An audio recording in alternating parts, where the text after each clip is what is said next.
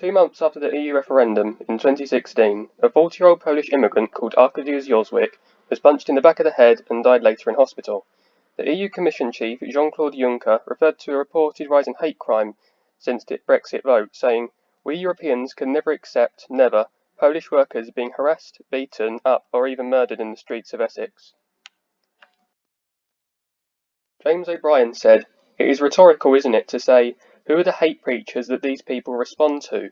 Farage said something, didn't he, about there being violence on the streets and then pretended he hadn't said what he meant. That sounded to me like an invitation. And remember, this lot won the referendum. You would have hoped, wouldn't you, that the kind of hate and vitriol they employed in the campaign would have now disappeared, but it isn't. It hasn't gone anywhere. We know who's responsible for it, we know what they're doing. Everybody with a brain and a functioning heart and conscience can see exactly what's being done to our country. We're being turned on each other in a scale that's not been seen since the 1950s. But do they know what they're doing?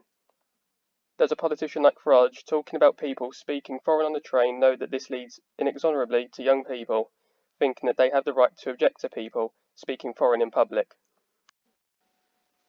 However, it was revealed that Jozwik and a friend approached a group of young people, including the defendant, and according to witnesses were staggering from drink, made racist remarks, and invited violence from the young people, and they were considerably bigger than the young people involved.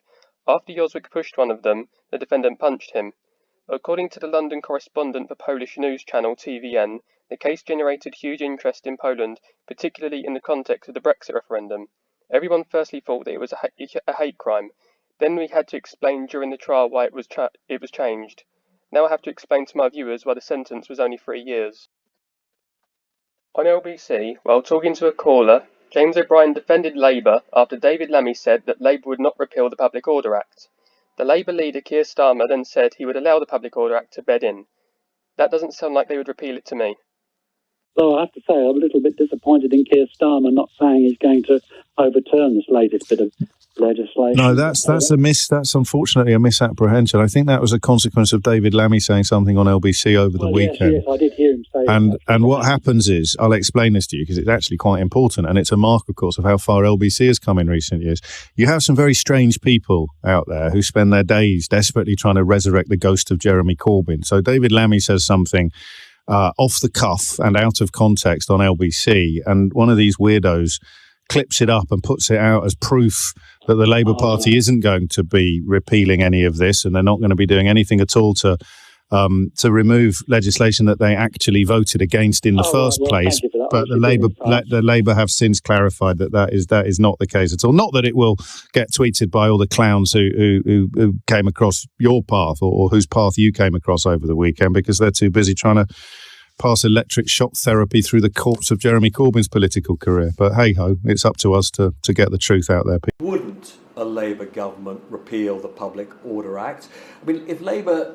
the whole history of Labour is a history of protest. Well, I think there are two things going on here. On the one hand, I think most people say the police need powers to deal with Just Stop Oil and some of their tactics. They do need powers to deal with that. But on the other hand, there's a balance to be had, which is to protect free and peaceful protest. Operational decisions were made over the weekend. Some were right, some were wrong. The police themselves accepted that a number of them were wrong. That needs to be a learning experience. Legislation needs to bed down. But you won't repeal the Act? Well, I think we need to let it bed in. Yeah. We need to look at how it operates in practice. Very often with public order legislation, as you know, there's a period of bedding in. Just because the police have got a power, it doesn't mean they have to use it in every situation. Yeah. Guidance emerges. Yeah. So we haven't even got to that stage yet, and I think we need to get to that stage.